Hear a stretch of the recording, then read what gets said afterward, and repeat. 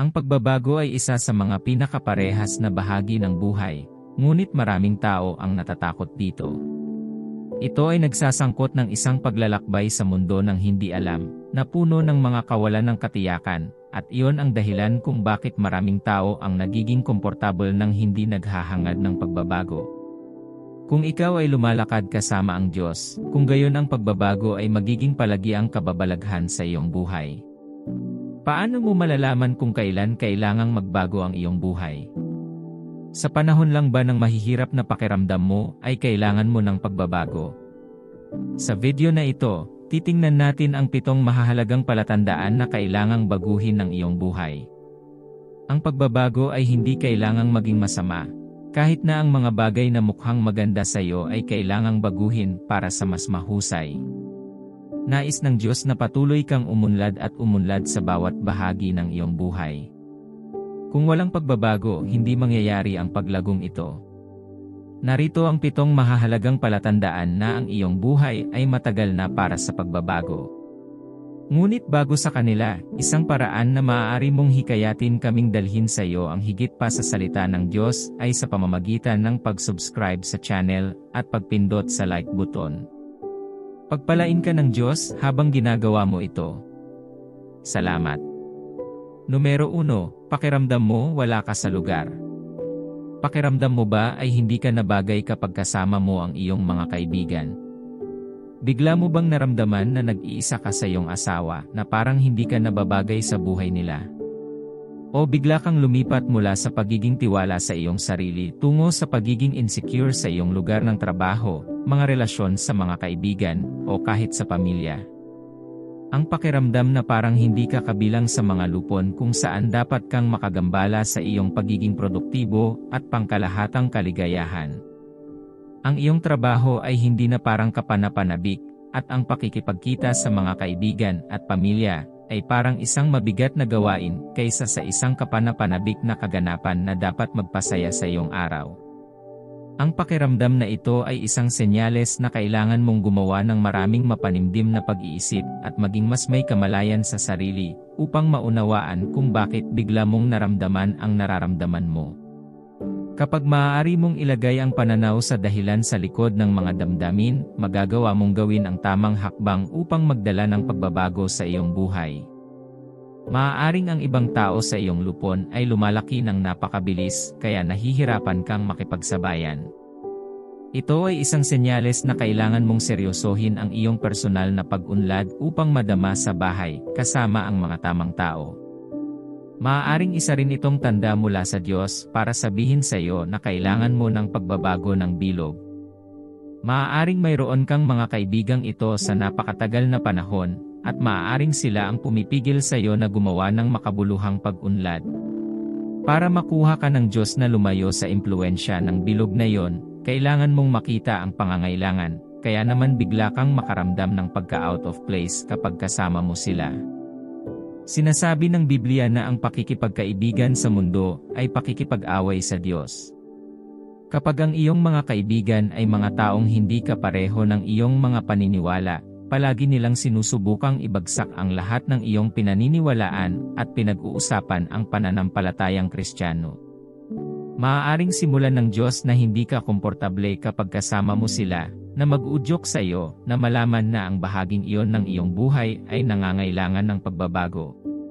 Maaaring ilang taon ka nang nasa trabaho mo, tinatangkilik ang bawat bahagi nito, at palaging inaabangan ang pagpasok sa trabaho, ngunit nagbabago ang pakiramdam na iyon, at nagsimula kang makaramdam ng wala sa lugar kung saan naramdaman mo ang iyong sarili.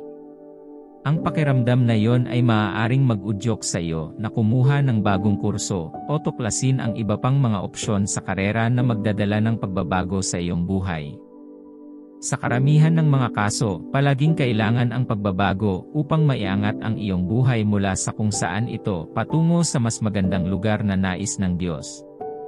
Ang paggawa ng tamang aksyon kapag naramdaman mo ang pangangailangan sa iyong espiritu ay napakahalaga upang hindi mo makaligtaan ang iyong panahon ng pagbabago. Kapag pakiramdam mo ay wala ka sa lugar sa mga lugar na hindi mo dapat, bigyang pansin ang sinasabi ng Diyos. Baka oras na para lumipat ka. Malamang nawala sa lugar si Abraham ng oras na para umalis siya sa kanyang bansa, at lumipat sa lupaing gustong ipakita sa kanya ng Diyos. Ang iyong kakayahang sumunod sa Diyos ang magpapasya kung talagang makukuha mo ang pagbabagong nilalayon niya para sa iyo o kung magpapatuloy ka sa dati. Pangalawa, nasasabik ka kapag iniisip ang susunod na hakbang. Ang mga tao ay madalas na nakakaisip ng mga ideya at plano para sa kung ano ang gusto nilang gawin sa hinaharap. Para sa ilan, maaari itong manatiling isang plano, habang para sa iba, maaari itong lumipat mula sa isang ideya lamang hanggang sa punto ng pagpapatupad. Habang iniisip ang ideyang ito, nakikita mo ang iyong sarili na labis na nasasabik tungkol dito, at wala kang maisip na iba pa habang ang iyong isip ay abala sa kung paano mo gagawin ang bagong bagay na iyon. Ang paglipat mula sa isang punto, patungo sa susunod sa buhay, at paggawa ng mga desisyon na magdudulot ng malalaking pagbabago sa buhay ay kadalasang nakasalalay sa lakas ng loob na maglunsad sa hindi alam.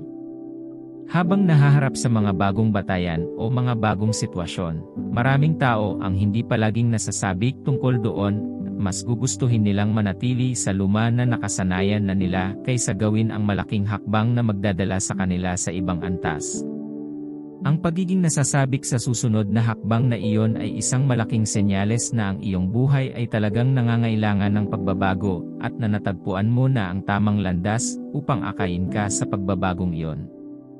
Kapag nais ng Diyos na baguhin ang iyong buhay, ipinakilala niya ang mga bagong ideya na kadalasang magdadala sa iyo mula sa iyong comfort zone o sa iyong kasalukuyang antas sa ibang antas.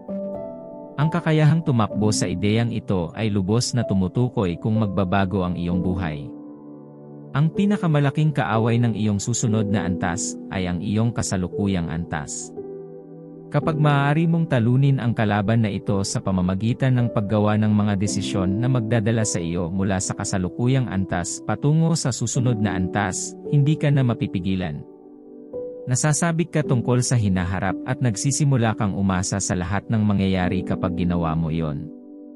Maaaring pamilyar ka sa kwento ng kasal nina Isaac at Rebecca.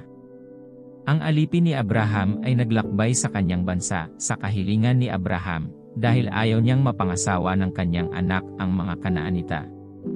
Nakilala ng alipin si Rebecca, ang anak na babae ng kapatid ni Abraham, at gustong bumalik kasama niya bilang bagong nobya ni Isaac. Ang kanyang mga magulang ay nag-alinlangan at humiling ng higit pang mga araw upang makasama ang kanilang anak na babae, ngunit nais ng katulong na umalis kaagad. Dahil si Rebecca ang pangunahing paksa sa talakayan, tinanong nila ang kanyang opinyon, at sa pagkamangha ng lahat, handa siyang lumipat kaagad. Nasasabik siyang tumuntong sa bagong antas na yon kahit hindi pa niya nakikilala ang lalaki. Ang pagbabago ay mangangailangan ng antas ng pananampalataya mula sa iyo. Dapat kang magtiwala sa Diyos na gagawa ng matapang na hakbang na magdadala sa iyo sa tamang landas. Sinundan niya ito, at ang hakbang na yon ay nagpabago sa kanyang buhay magpakailanman. Kawikaan 3:5 Magtiwala ka sa Panginoon ng buong puso mo, at huwag kang manalig sa iyong sariling kaunawaan. Sa lahat ng iyong mga lakad ay pasakop ka sa Kanya, at Kanyang itutuwid ang iyong mga landas.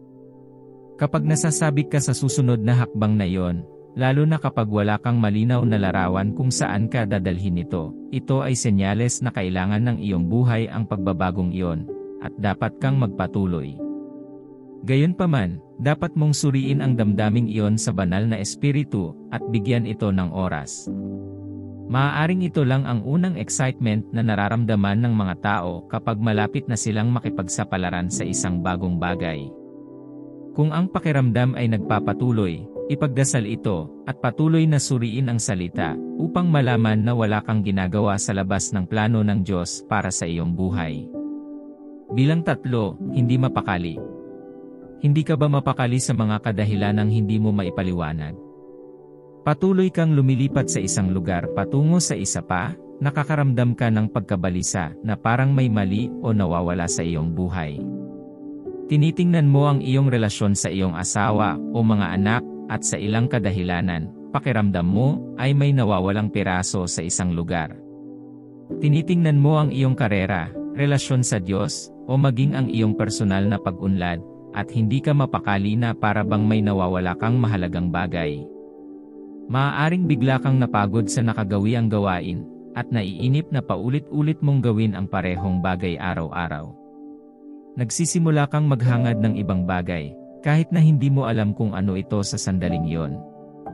Maaaring pagod ka lang talaga sa iyong buhay, ngunit alam mong may higit pa, at ikaw ay nasa paghahanap na iyon upang mahanap ang nawawalang piraso. Maaaring ito ang paraan ng Diyos para ilipat ka sa isang bagong direksyon. Ang pagkabalisa ay humahantong sa iyo sa isang lugar ng pagsisiyasat sa sarili at panalangin. Dito nagsisimula ang Diyos na magsalita sa iyo upang ipakita sa iyo kung ano ang gagawin at kung saan pupunta. Maaaring hindi ka pa umaayon sa iyong layunin at pagtawag o nais ng Diyos na umakyat ka ng mas mataas. Kung nasiyahan ka sa kung nasaan ka sa kasalukuyan, hindi mo makikita ang pangangailangan para sa pagbabago. Ito ang dahilan kung bakit ang pagkabalisa, pagod, at pagkahapo ay nagtutulak sa iyong kaluluwa na maghanap ng mga sagot. Isa itong pagkakataon para sa personal na pag-unlad, pagmumuni-muni sa sarili, at kamalayan sa sarili na magpapalalim sa iyong pag-unawa sa iyong layunin at tungkulin na hahantong sa isang malaking pagbabago sa iyong buhay. Ang pakiramdam na hindi mapakali ay maaaring magpahiwatig na ikaw ay nasa maling landas na lumalaban sa plano ng Diyos para sa iyong buhay. Maaaring ang Diyos ang sumusuri sa iyong espiritu upang maihatid ka sa tamang landas upang hindi mo sayangin ang iyong buhay. Kapag hindi ka mapakali, lalo na kapag ito ay nagpapatuloy, hindi mo ito dapat baliwalain o subukang supilin ito ng mga aktibidad. Binibigyan ka ng Diyos ng tanda na kailangang magbago ang iyong buhay. Humanap ng kalinawan sa pamamagitan ng mga panalangin, pagmumuni-muni, at makadiyos na payo.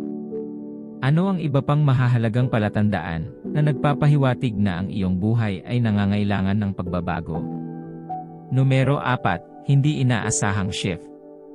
Ang pagbabagong ito ay nauugnay sa mga hamon o mahihirap na sitwasyon na biglaang nangyayari at may posibilidad na magdulot sa iyo ng mga desisyon na magpapabago sa buhay. Kadalasang binubuksan ng mga hamon ang iyong mga mata sa mas mahusay na paraan ng paggawa ng mga bagay. Nandyan sila para i-stretch ka at ilabas ang pinakamahusay sa iyo. Ang mga hamon ay hindi palaging sinadya upang sirain ka. Kahit minsan dinadala sila ng dyablo para sirain ka, may paraan ang Diyos para gawing tuntungan ang kasamaan ng dyablo para ikaw ay umangat. Kailangan nating makita ang mga pag-urong bilang mga pag-setup para sa isang bagay na mas malaki at mas mahusay. Ang mga hamon na ito ay maaaring sa iyong pag-aasawa, iyong mga anak, iyong karera, akademya, o anumang mahahalagang aspeto ng iyong buhay. Pagdating nila, hindi nila matiis. Kung maiiwasan mo ang mga hamon na iyon, hindi mo matututuhan ang mga aral na dapat mong matutunan, at hindi ka rin aakyat sa antas na dapat mong pataasin. Maaaring mawalan ka ng trabaho, ipagkanulo ng iyong pinagkakatiwalaang kaalyado, makatanggap ng negatibong medikal na diagnosis, o mawala ang iyong puhunan na magpapadala sa iyo sa utang. Ang lahat ng ito ay parang mga kahila-hilakbot na sitwasyon kung saan walang magandang maidudulot, ngunit kapag tiningnan mong mabuti, makikita mo ang mga ito ay mga hakbang sa isang mas magandang buhay. Ang sabi ng Biblia sa Roma 8:28, at alam natin na sa lahat ng bagay ay gumagawa ang Diyos para sa ikabubuti ng mga umiibig sa Kanya. Ang mga hamon ay maaaring magtakda ng yugto para sa iyong tunay na layunin, at magbigay ng kahulugan sa iyong buhay. Maaari silang magturo sa iyo ng ilang mga aral sa buhay na magiging kapaki-pakinabang para sa iyong pag-unlad sa buhay. Maaaring ipakita ng mga hamon ang mga bahagi sa iyong buhay na nangangailangan ng muling pagsasaayos at muling pagtuunan. Maaaring ipakita pa nga nila na namali ka sa mga prioridad at hindi mo na hinahanap ang Diyos dahil mahal mo siya, ngunit naging maligamgam ka na sa paghabol sa Kanya. Maaaring isang tawag para sa iyo na matuto ng mga bagong kasanayan, linangin ang mga relasyon, at samantalahin ang mga pagkakataong nalampasan mo kung wala ang mga hamong iyon. Halimbawa, Ang pagkawala ng iyong trabaho ay maaaring magbigay sa iyo ng mas maraming oras at kakayahang umangkop upang magtrabaho sa mga ideya na isinulat mo sa iyong journal sa loob ng maraming taon. Maaaring mabuksan nito ang iyong mga mata sa kung paano mo napabayaan ang iyong pamilya at mahikayat kang patatagin ang ugnayang ibinabahagi mo sa iyong pamilya at mga anak. Maaaring ilantad nito ang kababawan ng iyong lupon at ang pangangailangan para sa iyo na magkaroon ng mga tunay na kaibigan. Ang hindi inaasahang pagbabagong ito ay marami at maaari itong mangyari sa iyong buhay sa iba't ibang paraan. Kapag sinimulan mong maranasan ang mga hamon, pag-urong, at kabiguan na ito, huwag magmadali upang simulan ang pag-aayos ng mga ito o sisihin ang Diyos, ang iyong sarili, o ang mga tao sa paligid mo sa kung ano ang dapat mong tiisin. Alamin ang mga aral na kailangan mong matutunan na magdudulot ng pagbabagong kailangan ng iyong buhay. Kung hindi mo natutunan ang aral na yon, ang mga hamon ay isang pag-aaksaya, at maaaring tumagal ang mga ito kaysa sa nilayon ng Diyos. Numero ng 5, talamak na stress at burnout. Nais ng Diyos na ang kanyang mga anak ay magkaroon ng buhay na walang stress. Kapag nagsimula kang makaramdam ng pagkabalisa tungkol sa anumang bahagi ng iyong buhay, ito ay senyales na may mali. Ito ay isang senyales na kailangan mong magbago kaagad. Ang talamak na stress at burnout ay may masamang epekto sa iyong mental, pisikal, panlipunan, emosyonal, at espiritual na kalusugan. Kung hindi agad gagawin ang kinakailangang pagbabago, maaari itong humantong sa isang kakilakilabot na pagkasira, at hindi ito gusto ng Diyos para sa iyo. Tandaan na hindi siya ang nagdudulot sa iyo ng stress o pagka-burnout. Ang stress ay kadalasang resulta ng maling mga prioridad o maling pag-iisip tungkol sa buhay. Kapag naniniwala ka na kailangan mong unawain ang lahat ng nangyayari sa iyong buhay at ikaw ang bahala sa bawat kahihinatnan, ilang oras na lang bago ka makaranas ng pagka-burnout. Kung ang pag-aalala at pagkabalisa ay iyong mga libangan, ang stress at pagkapagod ay hindi malayo sa iyo. Kung nakukuha mo ang iyong pakiramdam ng katuparan at kahulugan mula sa iyong trabaho, iyong mga anak, iyong mga relasyon, o anumang iba pang panlabas na puwersa, ikaw ay malapit ng ma-stress at masunog dahil ang mga bagay na iyon ay hindi nagbibigay ng pangmatagalang kagalakan o hindi nilalayong bigyan ka ng pangmatagalang kagalakan. Ang Diyos lamang ang may sapat na laki upang punan ang kawalan na iyon sa iyong puso, kaya ang pagsisikap na punan ito ng trabaho, pamilya, mga anak, o ano paman, ay hahantong lamang sa higit na stress. Sa punto kung saan nagsimula kang makaranas ng talamak na stress, kung saan nawawala ang lahat ng iyong pagnanais at kalooban na mabuhay, kung saan nawawala ang iyong sigasig at nagiging emosyonal at pisikal na pagod, kailangan mong huminto at magbago. Mateo 6:27, makakapagdagdag ba ng 1 oras ang sinuman sa inyo, sa pamamagitan ng pag-aalala? Ang sagot ay hindi. Kaya bakit mag-alala at mabalisa? Ipinapaliwanag ng kabanata kung paano pinangangalagaan ng Diyos ang mga hayop at halaman, at kung paano Kanya alagaan. Ang huling taludtod sa kabanatang iyon ay nagbibigay ng wastong pagkakasunod-sunod ng buhay Kristiyano, ngunit hanapin muna ang Kanyang kaharian at ang Kanyang katuwiran, at ang lahat ng mga bagay na ito ay ibibigay din sa inyo. Ang stress ay hindi kalooban ng Diyos para sa iyong buhay, at maaari nitong limitahan ang iyong paglago, paikliin ang iyong mga pangarap, at paiklin pa ang iyong mga araw. Kaya naman hindi ka dapat magbiro sa signa ito. Para sa isang Kristiyano, ang stress at burnout na iyong nararanasan ay hindi palaging dahil sa kargada ng trabaho na kailangan mong gawin o sa uri ng trabaho na iyong ginagawa. Ito ay dahil sa mas malalim na bagay na kailangan mong tugunan. Kapag wala kang sapat na oras sa Diyos, nakakaranas ka ng talamak na stress at pagka-burnout. Ang mas maraming oras na ginugugol mo mula sa pakikisama at pagpapalagayang loob sa Diyos, mas nagiging payat ang iyong espiritu. Kapag nangyari iyon, ang iyong kaluluwa at katawan ay magsisimulang tumugon sa estado ng kawalan ng laman sa pamamagitan ng pagkahumaling sa trabaho at mga aktibidad na mag-iiwan sa iyo na mapagod at mapagod. Ang Diyos ang unang pumwesto sa iyong puso. Sa sandaling ibigay mo ang iyong trabaho, pag-aasawa, mga anak, o anumang bagay sa lahat ng posisyon na iyon, ipinakilala mo lamang ang isang malaking stress sa iyong buhay. Ito ay dahil ang bagay na iyon ang magiging lakas ng pagmamaneho ng iyong buhay, at ito ay magtutulak lamang sa iyo sa pagkahapo. Ang pinakamabilis na paraan ng pagka-burnout ay ang subukang pangasiwaan ang iyong buhay. Responsibilidad ito ng Diyos bilang Panginoon at Guro ng iyong buhay, ngunit maraming tao ang nakakagawa nito sa kanilang sarili. Gusto nilang planuhin ang bawat bahagi ng kanilang buhay, ayusin ang lahat, at kontrolin ang kinalabasan. Ngunit gaano nila ito kahusay? Doon ang gagaling ang pagkabalisa at takot na humahantong sa pagka-burnout. Sinasabi ng Diyos, tumigil ka. Kailangan mong baguhin ito. Hindi ka maaaring magpatuloy ng ganito. Dalhin mo sa akin ang pasanin na ito, at hayaan mo akong dalhin ito para sa iyo. Tungkulin ko ito, hindi sa iyo.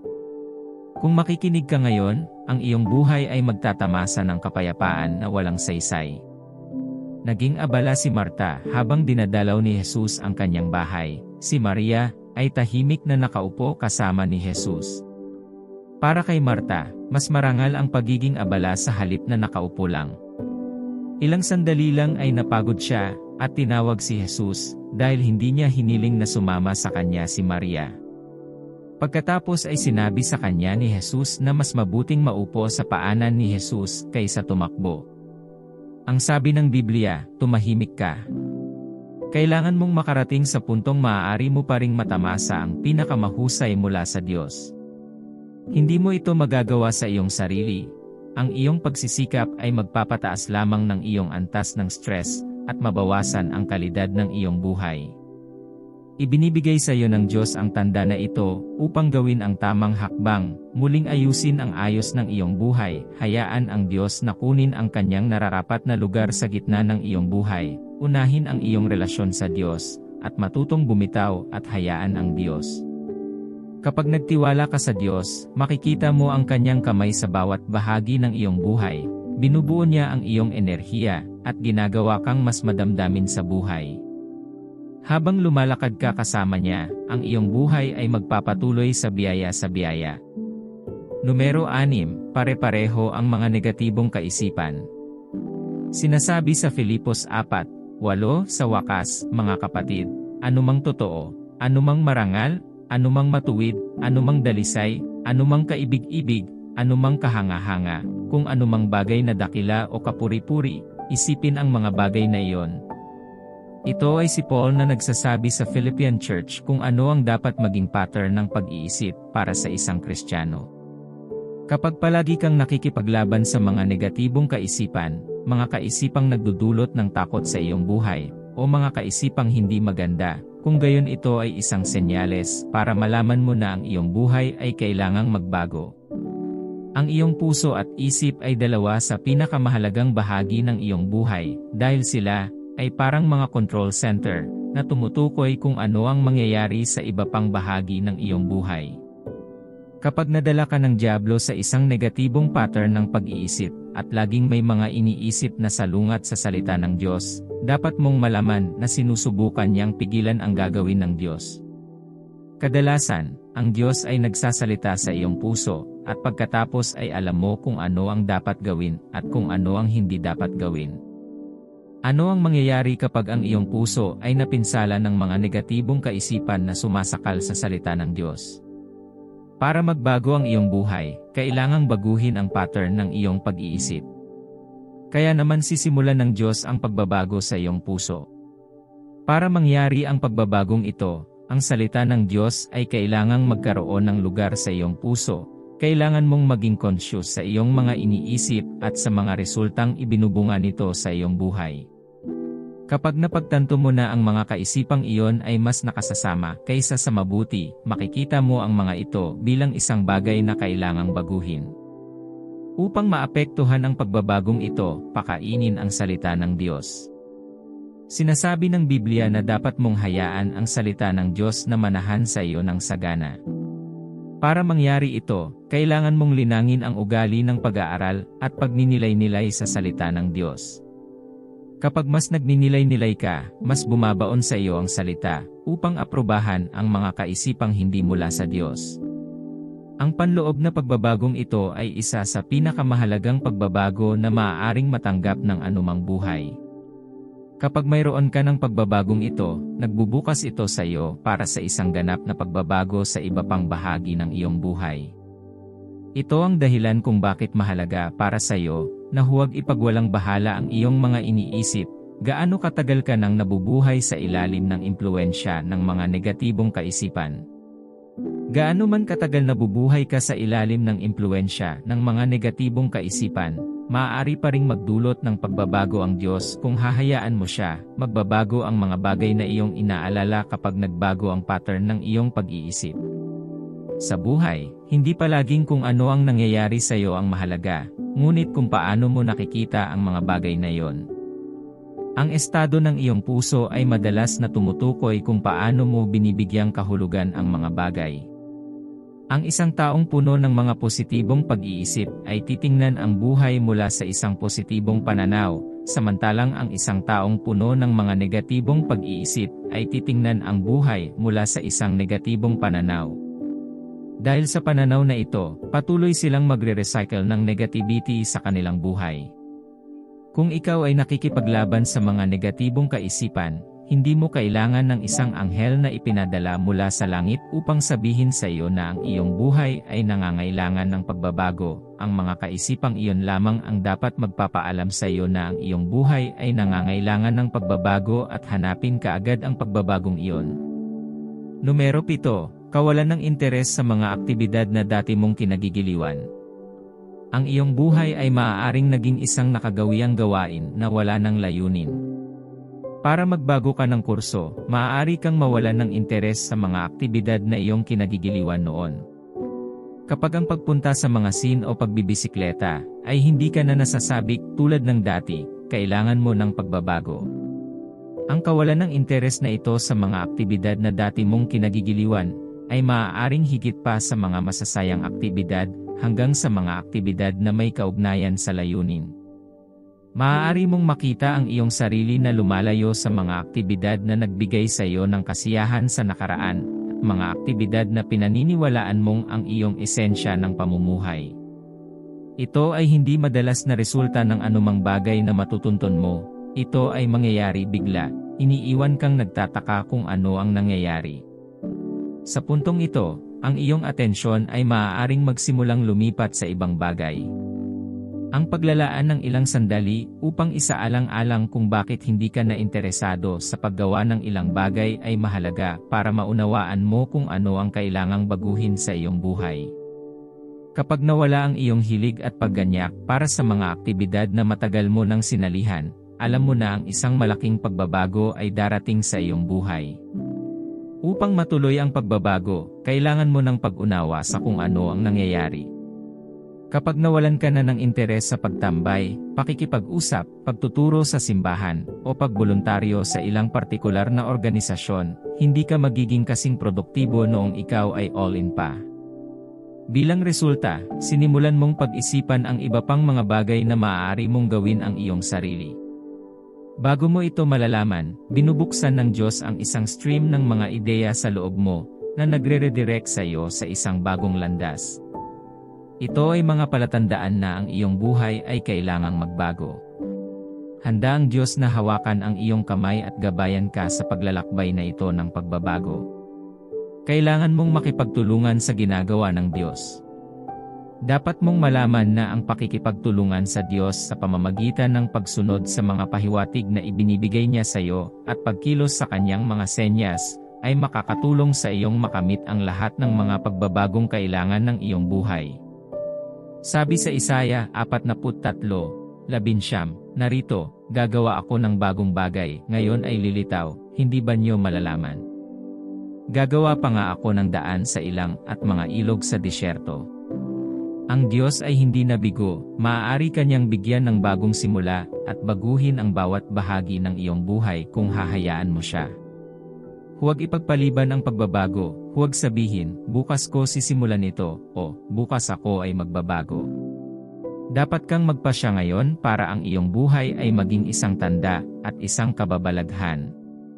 Nais ng Diyos ang pinakamahusay para sa iyo at patuloy kang uusad upang mapabuti, ayusin ang iyong mga kahinaan, at baguhin ang mga maling pattern at pag-ugali na pumipigil sa iyo. Ang Diyos ay aktibong gumagawa sa iyong buhay sa lahat ng oras upang ang bawat araw ng iyong buhay ay mas mabuti kaysa sa nakaraan. Kung hindi mo nararanasan ang pagbabagong ito ay senyales na hindi ka pa nakipagpartner sa Diyos sa iyong proyekto sa buhay. Pakawalan mo ang iyong ego at sumuko sa ginagawa ng Diyos, ito ay humanga sa iyo kung gaano kaganda ang kaya niyang baguhin ang iyong buhay. Magdasal tayo. Amang Diyos, sinasabi ng Biblia, ang iniisip ng Diyos sa akin ay mga pag-iisip ng kapayapaan at hindi kasamaan, sapat na upang bigyan ako ng inaasahang wakas. Alam kong walang sitwasyon na hindi mo mababago, at sa bawat punto ng buhay, may mas magandang lugar na gusto mong mapuntahan ko. Dalangin ko na hawakan mo ang aking kamay at gabayan mo ako sa buhay. Tulungan mo akong sumuko sa iyong pamumuno at huwag subukang kontrolin ang mga bagay sa aking sarili. Naiintindihan ko na maaaring makaramdam ako ng out of place sa aking circle dahil gusto mong magdala ng pagbabago sa buhay ko. Tulungan akong lumago at umunlad ng sapat upang magkasya sa tamang lugar na gusto mo sa akin. Ano man ang relasyon o pagkakaibigan na sinusubukan mong sirain ako, tulungan mo akong maunawaan kung ano ang iyong ginagawa upang hindi ko pilitin ang aking sarili sa isang bagay na hindi ko dapat. This feeling of being out of place baka kasi gusto mong magpalit ako ng course. Ama, dalangin ko na buksan mo ang aking mga mata at idirekta ang aking mga hakbang upang makagawa ako ng tamang desisyon na magdulot ng positibong pagbabago sa aking buhay. Bigyan mo ako ng lakas ng loob na gawin ang lahat ng kailangan kong gawin. Nais kong magtiwala sa iyo ng buong puso, ayokong umasa sa pangunawa ko. Alam kong alam mo kung ano ang pinakamabuti para sa akin, at lagi mo akong iniisip, at hindi mo ako mabibigo o mabibigo. Kaya't nagpapahinga ako sa iyo, nagtitiwala sa kung ano man ang hahantong mo sa akin. Tulungan akong matutunan ang mga kasanayang kailangan kong matutunan upang magtrabaho sa bagong direksyon na ipinapakita mo sa akin. Tulungan mo akong maging matatag para iwanan ang lahat ng hindi kumikita sa buhay ko at yakapin ang bawat relasyong kumikita para madala mo ako sa kung saan mo ako itinadhana. Bigyan mo ako ng masaganang biyaya upang maghanap ng pagbabagong mag-aalis ng mga negatibong pattern ng pag-iisip sa aking buhay. Ayon sa iyong salita. Tulungan mo akong mag-isip lamang ng mga bagay na dalisay, kaibig-ibig, mabuti, at positibo. Dalangin ko na alisin mo ang takot at pagkabalisa na patuloy na pumipigil sa akin sa paggawa ng makabuluhang pag-unlad sa buhay. Ang hangarin mo para sa akin ay magkaroon ng kapayapaan sa bawat punto ng aking buhay. Dalangin ko na bigyan mo ako ng karunungan upang gawin ang lahat ng kailangan kong gawin upang hindi mawala sa akin ang iyong kapayapaan. Tulungan akong mamuhay ng walang stress habang ang iyong espiritu ay nagtuturo sa akin sa lahat ng gagawin sa bawat punto. Hindi ko susubukan na kumuha ng mga batas sa aking mga kamay o mag-alala tungkol sa hinaharap. Pinagkakatiwalaan kita sa aking kinabukasan. Alam kong mahal mo ako at kayang ibalik ang lahat para sa ikabubuti ko. Ang mga hamon ay mga paraan na ipinapakita mo sa akin na ang aking buhay ay nangangailangan ng pagbabago sa isang lugar. Tulungan akong makita ang kabutihan sa mga hamon at matutunan ang lahat ng aral na dapat kong matutunan na magdadala ng mga kinakailangang pagbabago sa aking buhay. Panginoon, sirain ang negatibong pattern at bigyan ako ng panibagong simula. Hindi na ako magpupumiglas sa ginagawa mo. Pinili kong sumuko sa iyo. Alam mo ang pinakamahusay para sa akin at hindi nagsasawa sa akin.